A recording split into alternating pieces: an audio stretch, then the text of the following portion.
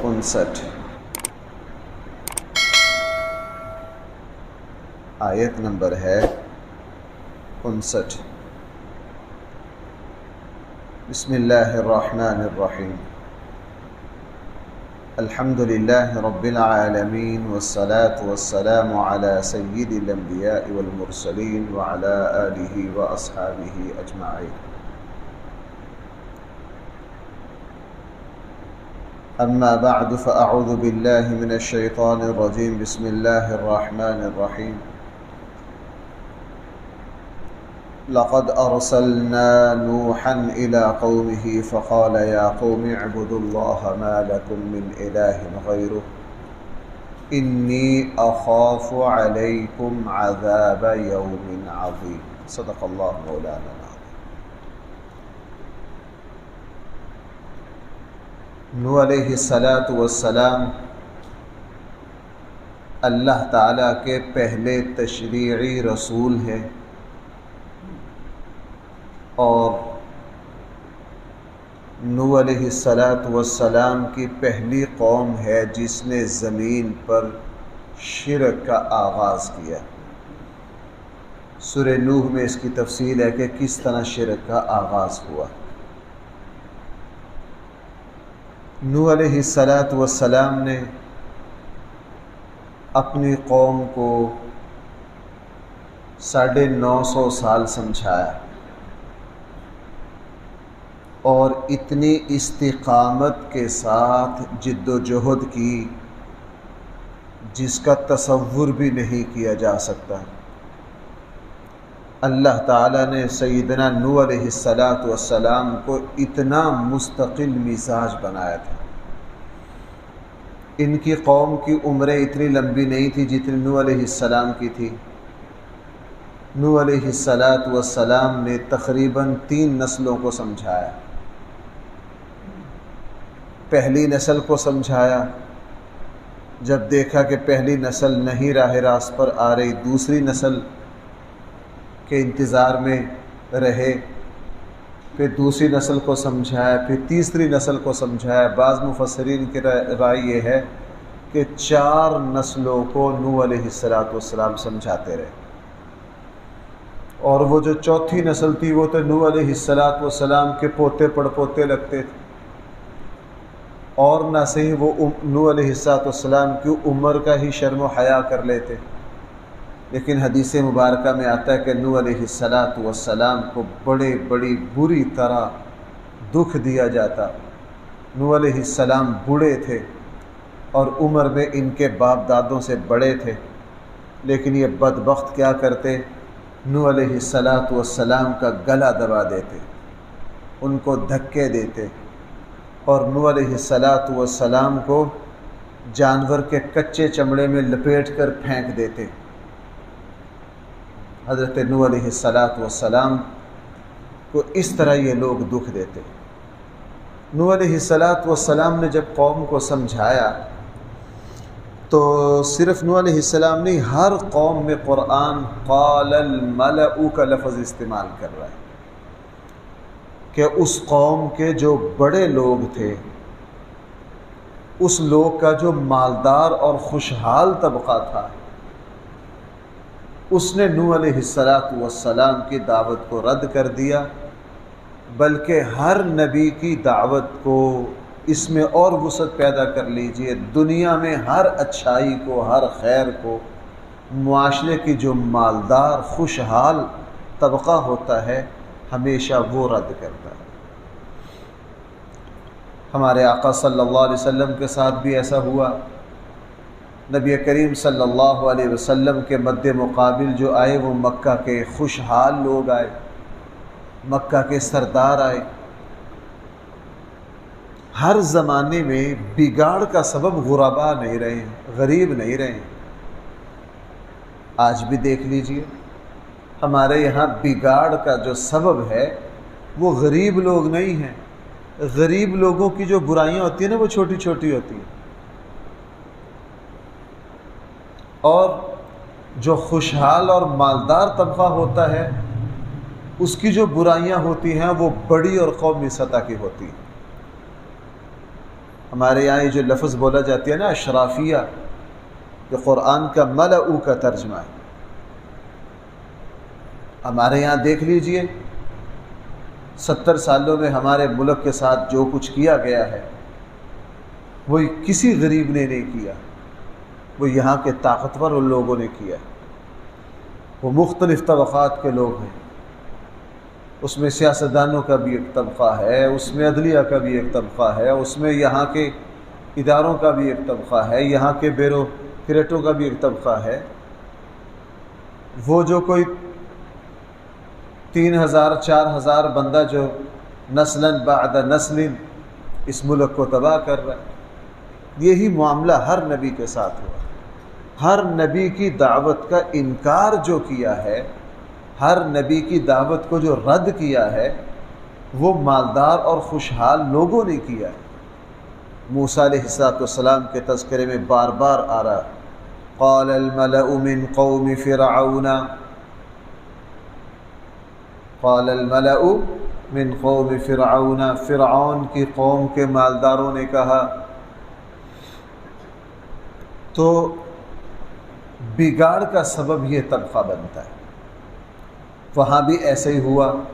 نوح علیہ السلام کی دعوت کو ان کی قوم کے مالداروں نے رد کیا۔ حد اتنی کی ایک نسل نہیں، دوسری نہیں، تیسری نہیں، 4 نسلوں نے۔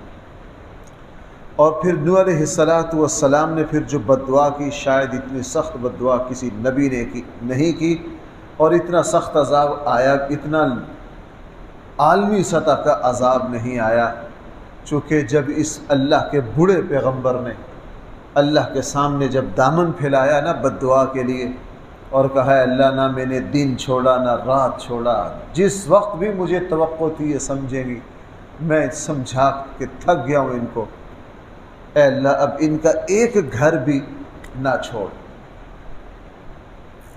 اور 100% حق پہنچتا تھا نوح علیہ السلام کو۔ 1000 سال ایک قوم کو سمجھایا۔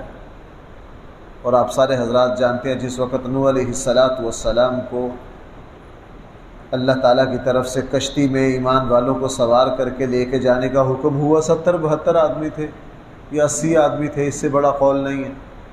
اگر 80 آدمی بھی ہوں تو بھائی 1 صدی میں کتنے ہو گئے؟ آپ ذرا 9.5 صدیوں میں تقسیم تو کرو، صدی میں 1 صدی میں کتنے بندے سیدھی راہ پر آ رہے ہیں، بندہ حیران ہو جاتا ہے۔ 1 سال میں 1 بندہ بھی سیدھی راہ پر آتا، پھر بھی تعداد کہاں سے کہاں پہنچ جاتی، پھر بھی تعداد کہاں سے کہاں پہنچ جاتی۔ اللہ تعالیٰ کی طرف سے پھر ایسا عذاب آیا، اللہ تعالیٰ کے غضب نے پھر اس نظام کو ہلا کے رکھ دیا۔ صرف اس قوم پر عذاب نہیں آیا، پھر طوفان آیا، اتنا بڑا طوفان آیا، قرآن یہ بتا رہا ہے کہ پہاڑ بھی ڈوب گئے، پہاڑ بھی ڈوب گئے، اور اللہ تعالیٰ نے ساری انسانیت کو ختم کر کے پھر نوح علیہ السلام کی اولاد سے دوبارہ انسانیت کو وجود دیا۔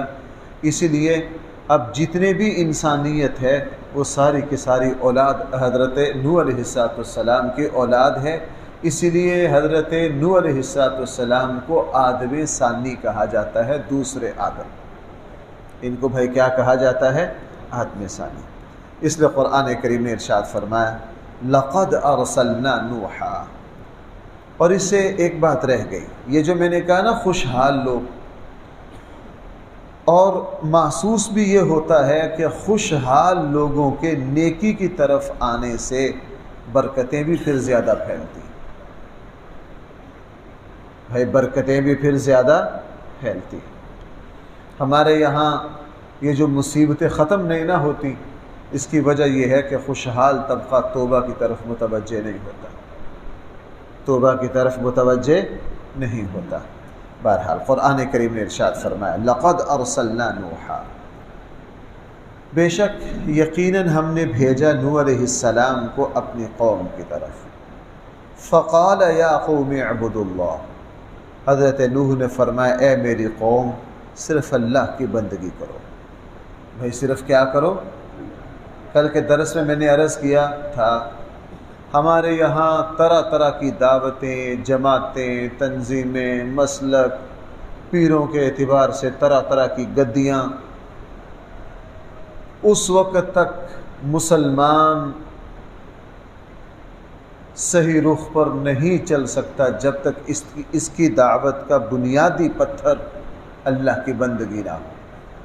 ہر نبی کی دعوت کا قرآن میں جو نصاب پیش کیا گیا ہے، اس نصاب میں سب سے زیادہ جو بات کہی گئی ہے وہ کہی گئی ہے اعبدوا اللہ ما لکم من الہ غیرہ، کہ تم صرف اور صرف کیا کرو؟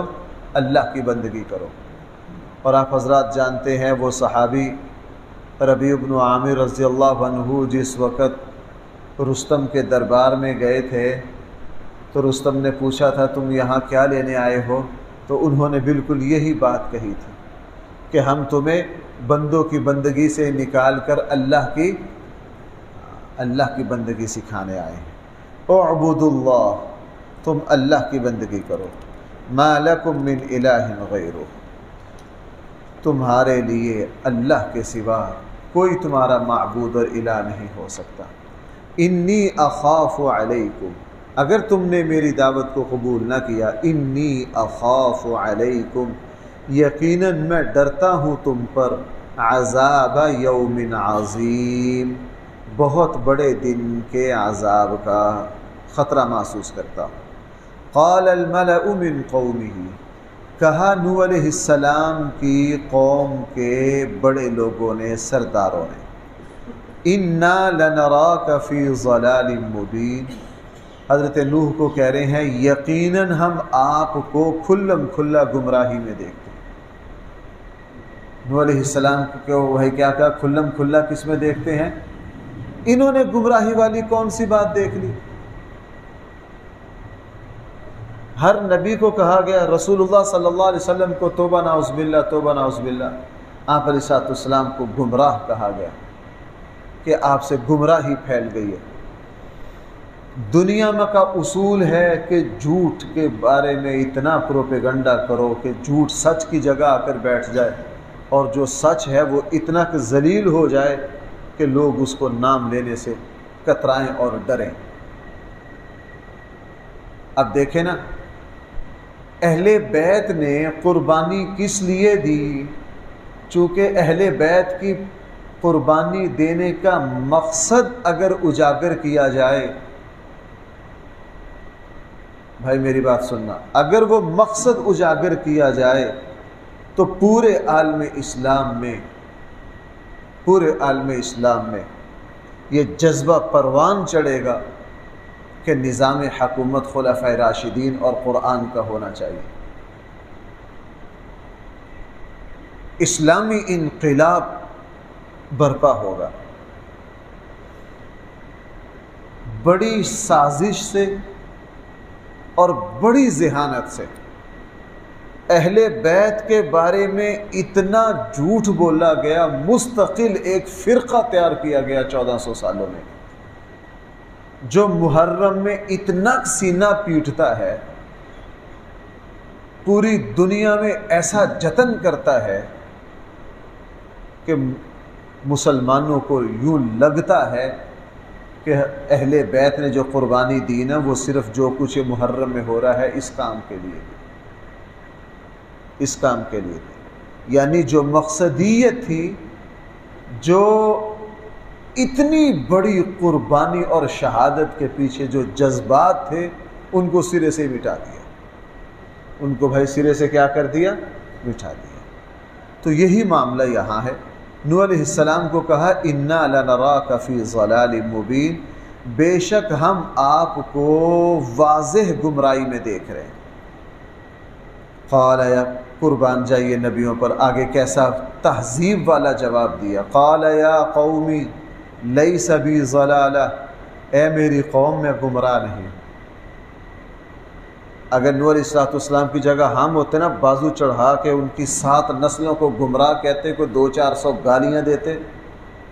انہوں نے نوح علیہ السلام کو کیا کہا؟ تو کیا ہے؟ گمراہ.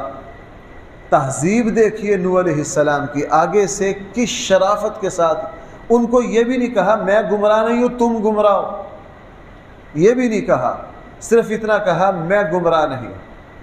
بھائی آپ غور کر رہے ہیں؟ اس وقت میں جو جمعے میں بھی اس کو بیان کروں گا، پچھلے جمعے میں بھی کہا ہے اور آپ بھی کہہ رہا ہوں، ہم صرف پڑھتے ہیں لیکن ہمارے معاشرے سے اخلاقیات اٹھ گئے۔ آپ ذرا ہمارے موجودہ سیٹ اپ میں کسی کے سیاسی نظریے سے اختلاف تو کر کے دیکھیں، سگا بھائی، دو سگے بھائی آپس میں گالی گلوچ پر اتر آئیں گے۔ یہاں انہوں نے نوح علیہ السلام کو کہا کہ تو گمراہ ہے، تو بے دین ہے۔ آگے سے نوح علیہ السلام نے یہ بھی نہیں کہا کہ تم بے دین ہو میں بے دین نہیں ہوں، یہ بھی نہیں کہا، اطمینان شرافت سے جواب دیا۔ تو نوح علیہ السلام کہہ رہے ہیں قال یا قوم، اے میری قوم، لیس بی ضلالۃ، میرے پاس کوئی گمراہی نہیں ہے، میں گمراہ نہیں ہوں، وَلَكِنِّي رَسُولٌ مِّن رَّبِّ الْعَالَمِينَ، لیکن میں تو رسول ہوں اس اللہ کی طرف سے جو سارے جہانوں کو پالنے والا ہے۔ کسی نبی نے کبھی بھی بد تہذیبی سے جواب نہیں دیا۔ اللہ تعالی ہم سب کو یہ عادت اپنانے کی توفیق عطا فرمائے۔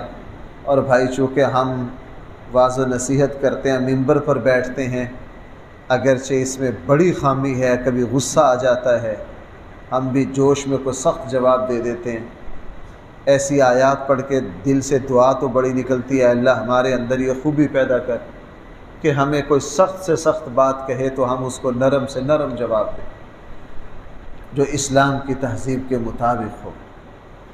وَلَكِنِّي رَسُولٌ مِّن رَّبِّ الْعَالَمِينَ، لیکن میں تو رسول ہوں، نمائندہ ہوں، قاصد ہوں، من رب، اس رب کا، العالمین، جو سارے جہانوں کو پالنے والا ہے۔ ابلغکم رسالات ربی، میں تو تم تک پہنچا رہا ہوں اپنے رب کا پیغام۔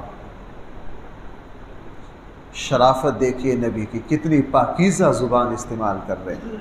میں تو تمہیں اپنے رب کا پیغام پہنچا رہا ہوں، وَأَنصَحُ لَكُمْ، میں تمہیں نصیحت کرتا ہوں، میں تمہارا خیر خواہ ہوں۔ اسی لیے اہل علم کی رائے یہ ہے کہ نصیحت وہ کرے جس کے دل میں خیر خواہی ہو، جس کے دل میں خیر خواہی نہ ہو اس کے لیے نصیحت کرنا جائز نہیں ہے، اس کے لیے نصیحت کرنا جائز نہیں ہے۔ نصیحت وہ بندہ کرے کہ جس بندے کو نصیحت کر رہا اس کی ہمدردی، دل میں اس کی ہمدردی ہو۔ حضرت نوح علیہ السلام نے کہا انصح لکم، میں تمہارا خیر خواہ ہوں، میں تمہیں نصیحت کر رہا ہوں۔ وَأَعْلَمُ مِنَ اللَّهِ مَا لَا تَعْلَمُونَ، اللہ تعالیٰ کی جو معرفت مجھے حاصل ہے، جو میں جانتا ہوں اللہ کے بارے میں، مَا لَا تَعْلَمُونَ، تم نہیں جانتے۔ اَوَعَجِبْتُمْ، تمہیں تعجب صرف اس بات سے ہے، أَن جَاءَكُمْ ذِكْرٌ مِّن رَبِّكُمْ، کہ تمہارے پاس نصیحت آئی ہے تمہارے رب کی طرف سے، علی رجل، ایک انسان پر جو تم ہی میں سے ہے، تمہیں اس پر تعجب ہے۔ اور زمانے کے اعتبار سے میں اس کو پتہ نہیں لفظوں میں کیسے تعبیر کروں، ہم عصر ہونا بہت بڑا مسئلہ ہے۔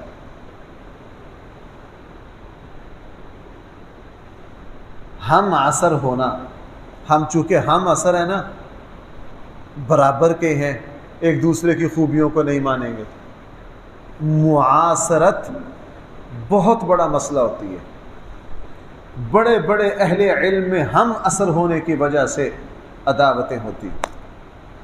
آپ ہمارے یہاں اداروں میں چلے جاؤ، یونیورسٹیوں میں چلے جاؤ، کالجوں میں چلے جاؤ، سکولوں میں چلے جاؤ، مدرسوں میں چلے جاؤ، برابر کے استاد ہیں، چونکہ معاصرت ہے، ساتھ والے بڑے بڑے صاحب علم ہیں، لیکن ہم عمر ہونا، انسان کہتے ہیں اس کو کیا پتا، اس کو کیا پتا۔ انسان اپنے برابر والوں کو عزت نہیں دیتا، چھوٹوں کو بھی دے لیتا، بڑوں کو بھی دے لیتا، بڑوں کو بھی۔ تو انہوں نے کہا جناب آپ ہم میں سے ایک آدمی کے اوپر وحی آ گئی، لِيُنذِرَكُمْ، حالانکہ ہم نے یہ وحی تمہارے اندر ہی میں سے ایک آدمی پر اس لیے بھیجی تھی تاکہ وہ تمہیں بیدار کرے، وَلِتَتَّقُوا، اور تمہیں ڈرائے، وَلَعَلَّكُمْ تُرْحَمُونَ، تاکہ تمہارے اوپر رحم کیا جائے۔ فَكَذَّبُوهُ، لیکن انہوں نے نوح علیہ السلام کو جھٹلایا۔ فَأَنْجَيْنَاهُ، پھر ہم نے نجات دے دی نوح علیہ السلام کو، وَالَّذِينَ مَعَهُ، اور نوح علیہ السلام کے ساتھیوں کو بھی، فِي الْفُلْكِ کی کشتی میں بٹھا کر، وَأَغْرَقْنَا الَّذِينَ كَذَّبُوا بِآيَاتِنَا، اور ہم نے غرق کر دیا ان سب لوگوں کو جنہوں نے ہماری آیات کو جھٹلایا۔ إِنَّهُمْ كَانُوا قَوْمًا عَمِينَ، چونکہ یہ ایسے اندھے لولے لنگڑے بن گئے تھے کہ انہوں نے اللہ تعالیٰ کے پیغام کو قبول کرنے سے انکار کر دیا تھا۔ اللہ تعالیٰ ہم سب کو صحیح فہم عطا فرمائے۔ الحمدللہ رب العالمین، والصلاة والسلام على سید الانبیاء والمرسلین وعلى آلہ